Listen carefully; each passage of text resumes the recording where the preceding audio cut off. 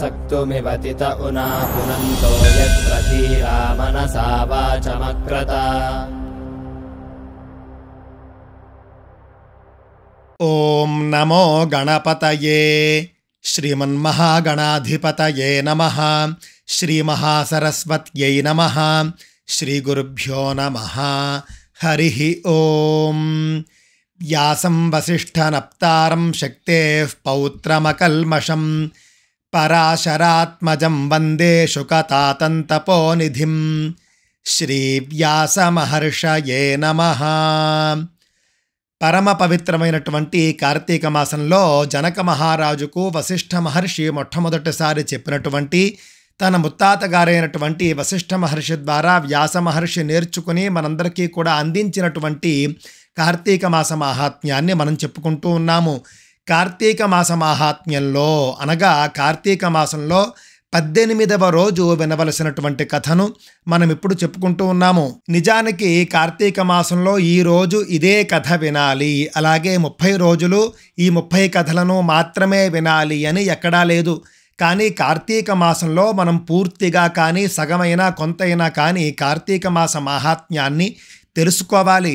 స్నాన మహిమను తెలుసుకోవాలి, దాన మహిమను తెలుసుకోవాలి, ఉపవాస మహిమ తెలుసుకోవాలి, సోమవారం వ్రత మహిమ తెలుసుకోవాలి, దీపారాధన మహిమ తెలుసుకోవాలి, ఉసిరికాయ మహిమ తెలుసుకోవాలి. ఈ విధంగా కార్తీక మాస మాహాత్మ్యాన్ని 30 రోజుల్లో సంపూర్ణంగానైనా సరే, సగమైనా సరే, కొంతైనా సరే తెలుసుకోవాలి. అంతా ఒకేసారి చదవలేరు, వినలేరు. కాబట్టి రోజుకు కొంత వినండి లేదా చదవండి అని పెద్దలు చెబుతూ వచ్చారు. ఆ విధంగానే మనం అనుసరిస్తూ వస్తున్నాము. అందులో భాగంగానే మనం ఇప్పుడు కార్తీక మాసంలో 18వ రోజు వినవలసినటువంటి కథను చెప్పుకుంటూ ఉన్నాము. ఇది చాలా ఆసక్తికరంగా ఉంటుంది. చాలా తక్కువ మంది మాత్రమే చెప్పేది, తక్కువ మందికి మాత్రమే తెలిసింది. ఇది కూడా స్కాంద పురాణాంతర్గతం. స్కాంద పురాణంలో మనకు కనిపిస్తుంది. ఒకానొక సందర్భంలో కృష్ణావతారంలో కృష్ణ పరమాత్మ మానవ శరీరంతో ఉన్నప్పుడు ద్వాపర యుగంలో నారద మహర్షి వచ్చి కృష్ణ పరమాత్మను దర్శించుకుని వెళ్ళాడు. ఎప్పుడైతే నారద మహర్షి దర్శించుకుని వెళ్ళాడో అప్పుడు కృష్ణ పరమాత్మతో సత్యభామ ఈ విధంగా అడిగింది. కృష్ణ పరమాత్మను ఈ విధంగా ప్రశ్నించింది. నాథ, నేను సాధారణ మానవుడి కుమార్తెను. మా నాన్న ఒక సాధారణ మనిషి మాత్రమే. రాజైతే కావచ్చుగాక, కానీ దివ్య పురుషుడేమీ కాదు, దేవత కాదు, అలాగని సిద్ధుడు కాదు, గంధర్వుడు కాదు, సాధారణ మనిషి మాత్రమే. అలాంటి సాధారణ మనిషికి పుట్టినటువంటి నేను కూడా సాధారణ మనిషినే. అయినప్పటికీ కూడా నేను నీకు భార్యగా ఎలా అవ్వగలిగాను? నీకు నేను భార్య అవ్వడానికి నేను చేసుకున్న పుణ్యం ఏమిటి? పూర్వజన్మలో నేను నోచుకున్న నోములేమిటి? చేసినటువంటి వ్రతాలేమిటి?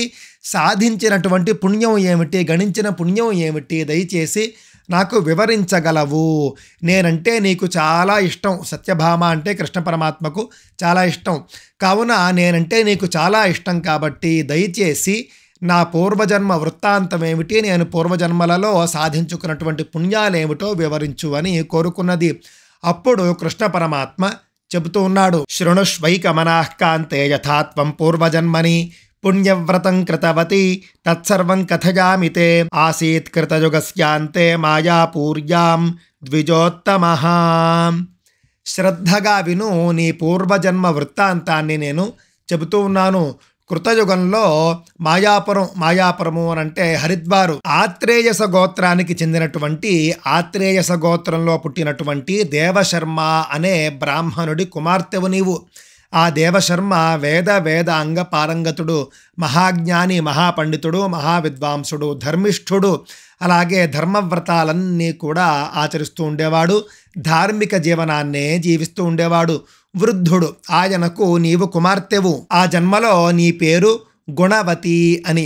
ఆయనకు కుమారులు లేరు, మగపిల్లలు లేరు. లేకపోవడం వల్ల ఆ శిష్యుణ్ణి ఒకణ్ణి చంద్రుడు అని పేరు కలిగినటువంటి శిష్యుణ్ణి కుమారుడిలాగా చూసుకుంటూ ఉండేవాడు ఆ పండితుడు దేవశర్మ. ఆ శిష్యుడికి వేద విద్య అంతా కూడా చెప్పి అతనికి నిన్నిచ్చి పెళ్లి చేశాడు, స్వయంగా శిష్యుడికే కూతుర్నిచ్చి పెళ్లి చేశాడు, శిష్యుణ్ణి అల్లుణ్ణి చేసుకున్నాడు. ఆ తరువాత కూడా అల్లుడైనప్పటికీ కూడా కొడుకులాగానే ఎంతో చక్కగా చూసుకుంటూ ఉండేవాడు. ఆ విధంగా రోజులు గడుస్తూ ఉండగా ఒకసారి గురు శిష్యులిద్దరూ అంటే మామ అల్లుళ్ళిద్దరూ కూడా ఒకసారి అడవికి వెళ్ళారు. ఈ యొక్క దర్భలు సమిధులు ఇవన్నీ కూడా తీసుకుని రావడానికి అడవికి వెళ్ళినప్పుడు దురదృష్టవశాత్తు వాళ్ళిద్దరినీ కూడా ఒక రాక్షసుడు, యముడిలాగా ఉన్నటువంటి ఒక రాక్షసుడు ఇద్దరిని చంపేశాడు. ఇది దైవవశాత్తు జరిగినటువంటి ఒక ఘోరమైనటువంటి దుర్ఘటన.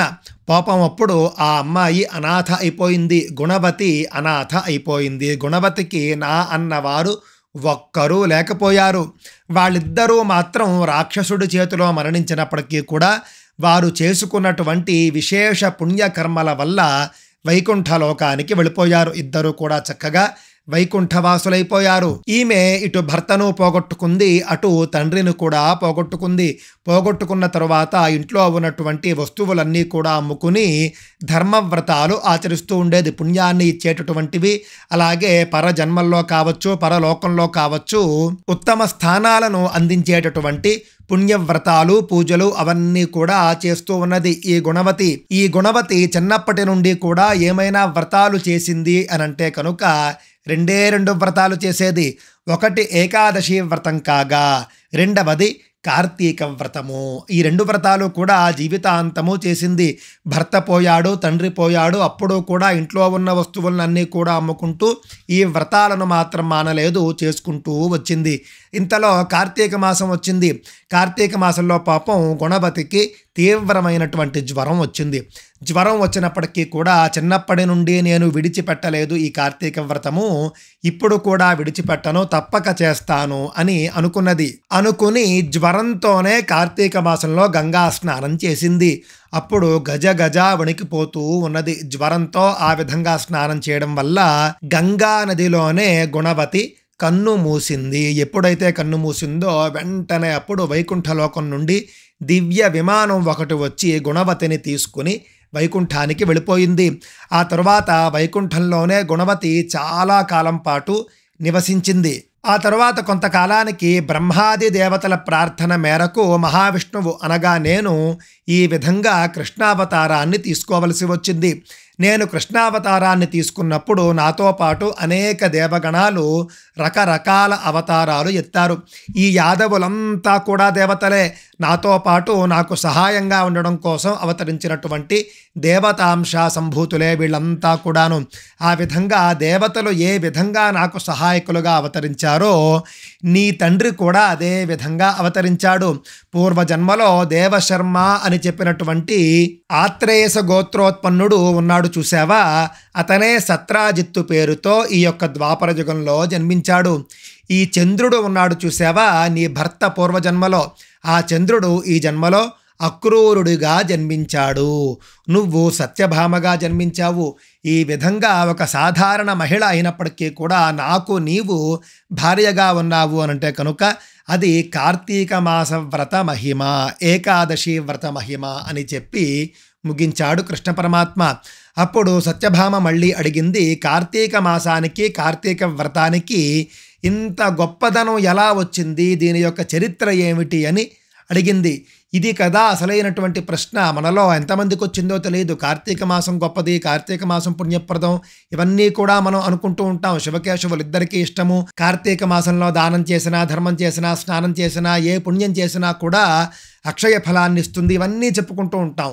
కాకపోతే కార్తీక మాసానికి ఇంతటి మహత్వం ఎక్కడి నుండి వచ్చింది అని సత్యభామ కృష్ణ పరమాత్మను అడిగింది. అప్పుడు కృష్ణ పరమాత్మ చెబుతూ ఉన్నాడు, దేవి నీవు చాలా మంచి ప్రశ్న వేశావు. పూర్వం ఇదే విధమైనటువంటి ప్రశ్న వేణుడి కుమారుడైనటువంటి పృథువు నారద మహర్షిని అడిగాడు.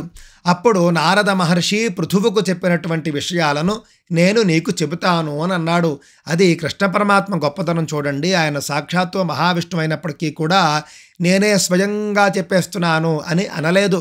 పూర్వం నారదుడు పృథువుకి చెప్పింది నేను నీకు చెబుతాను అని అన్నాడు. పూర్వం సాగరాత్మజుడైనటువంటి అంటే సముద్రదేవుడు యొక్క కుమారుడైనటువంటి శంఖుడు అని ఒక రాక్షసుడు ఉండేవాడు.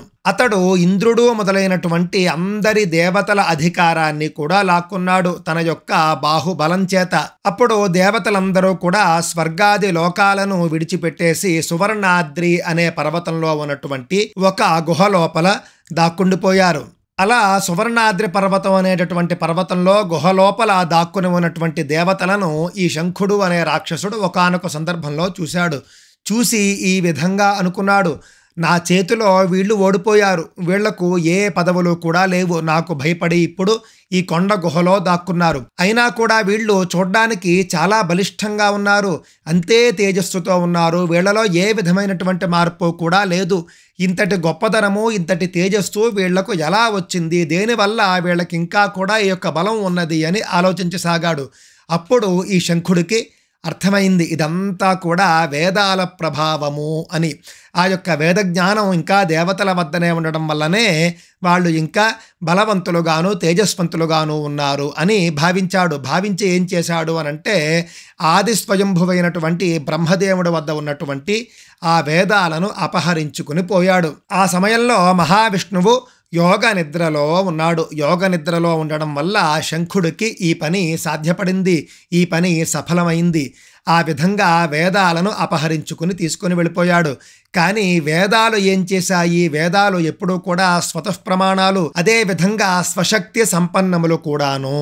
వేదాలు శంఖుడి వద్ద ఉండడం ఇష్టం లేక ఏం చేశాయి అనంటే సముద్రం లోపలకు వెళ్ళిపోయాయి. వేదాలే స్వయంగా సముద్రం లోపలకు వెళ్ళి ఎవ్వరికీ కనిపించకుండా అంతర్ధానమైపోయాయి. శంఖుడు ఎంత వెతికినప్పటికీ కూడా ఆ వేదాలు శంఖుడి కంట పడనే లేదు. ఇటు దేవతలకు కనిపించలేదు, అటు శంఖుడికి కూడా కనిపించలేదు వేదాలు. ఆ తరువాత దేవతలు కూడా వేదాలు కనిపించకపోయేసరికి మహావిష్ణువు వద్దకు వెళ్ళి యోగనిద్రలో ఉన్నటువంటి మహావిష్ణువుని ప్రార్థించారు. ప్రార్థించగా మహావిష్ణువు యోగ నిద్ర నుండి లేచాడు.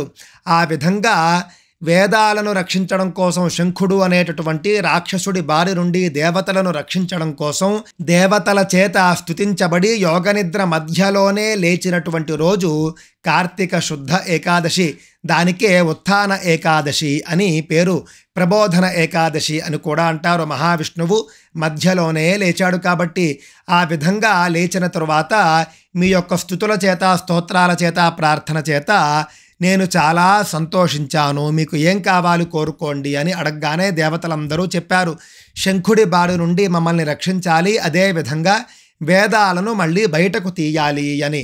తథాస్తు అన్నాడు మహావిష్ణువు. అప్పుడు మహావిష్ణువు ఒక ముఖ్యమైనటువంటి ఒక మాట చెప్పాడు, నేను ఇప్పుడు వెళతాను, వెళ్ళి శంఖుణ్ణి సంహరిస్తాను, వేదాలను బయటకి తీసుకొని వస్తాను. కానీ ప్రతి కార్తీక మాసంలో కూడా నేను నీటి నుండి బయటకు తీసినటువంటి ఈ వేదాలు, వేద జ్ఞానం ప్రతి కార్తీక మాసంలోనూ కూడా నీటి యందు విశ్రమించాలి. ఈ యొక్క వేదాలు కార్తీక మాసంలో నీటిలో విశ్రమిస్తాయి, భూమి మీద ఉన్నటువంటి జలాల్లో విశ్రమిస్తాయి అని చెప్పాడు మహావిష్ణువు.